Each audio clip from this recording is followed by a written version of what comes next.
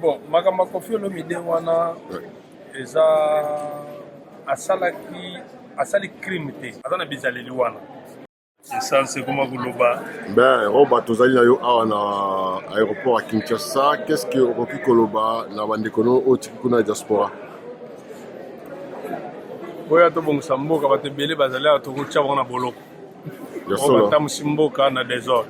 Ok. Kwa mokonzi apesa bango préavis tokosola makambo te ko chef de l'état aza awa asali mabe to asali malamu non problème ezalaki boya tobongisa mboka moto asali mabe bakanga ye batie na boloko miyibi namoni na peme na oza na José Tumba oyo asali ke masolo ezala na bamboka oyo tomonaki dernièrement ke Koffi bakangaki ye na po abetaki mwasi nini okoki koloba roba yo nayebi ke masolo wana oyebi yango ya korespecte bandule et tout ça avant okoma lelo niveau ozali nini okoki koloba José Tumba? Bon makambo Koffi Olomide wana eza asali crime te asali délit oyo bato nyonso bayebi po ye aza na bizaleli ne moko boye bato na kilo ko bayebi na bango ye te bazomona neti azalaka nsoki ndeni aza na bizaleli wana sikoyo estce soki moto asali bizaleli wana kaka coup de pied wana oyo bato na kina bazobeta basi na bango tobafinga misu bakendaka kape te estce tokokonvoke ye te tosala nde tosalaki wana ekomi lokola ekomi nde babengaka réaction disproportionnée à l'acte posé. Mais il fallait pas quand même pour comprendre que moko so ko tali pe péché loi ezali. Hein? Vedi yé moko lobi que non faut respecter va se respecter. Bon va péché on va esclave na biso. Makangi. José, est-ce que vous avez le même avis que Roba? Bon, moni nga besoin encore musique na ki passo te, na ko mo ki pe mo baba.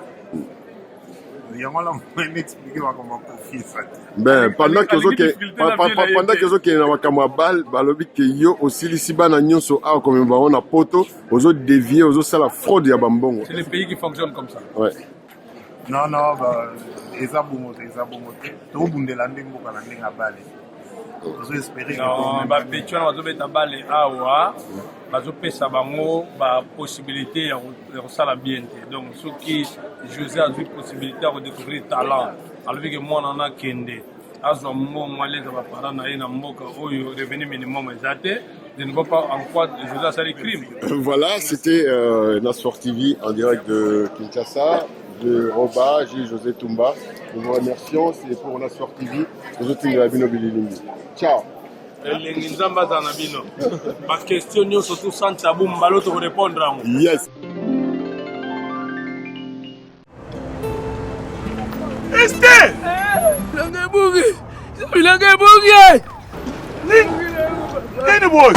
Bugi. Londres, Suisse, Genève, la Paris, bugi. Bon Mikanda. Batindeleki ngai biloko epai ya bana sikoyo place batindeli ngai biloko nde nakuti lupango bateka ebongi te yakanalakisa yo oyebisa bango désormais batinde epai ngai natindaka nazwaka nga mpe soko natindeli bango bazwi epai wapi papa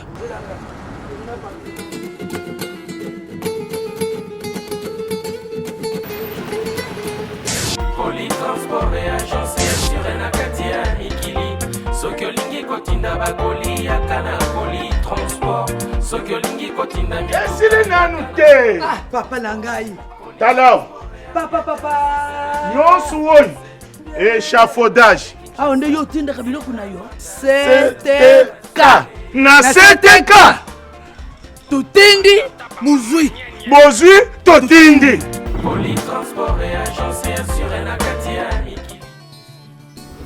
Du nouveau en Suisse à Lausanne, Nasfor TV. Nasfor TV, c'est notre télévision qui se trouve en Suisse pour la diaspora congolaise, pour la diaspora de tous les pays et même pour les originaires de Suisse et de Lausanne. Vous avez votre publicité, vous avez votre magasin, vous avez vos campagnes d'évangélisation, vos messages, vos prédications. L'endroit idéal pour faire passer votre message, Nasfor TV. Parce que ici, c'est la qualité. Nasfor TV, c'est le meilleur, c'est l'excellence. Tout ce que vous avez de meilleur, vous pouvez le sortir ici et cela sera diffusé partout. Nassor TV, c'est la classe. Nassor TV, c'est un travail minutieux, précis et de qualité très supérieure. Nassor TV, c'est super. Nassor TV, c'est vous. Nassor TV, c'est vous.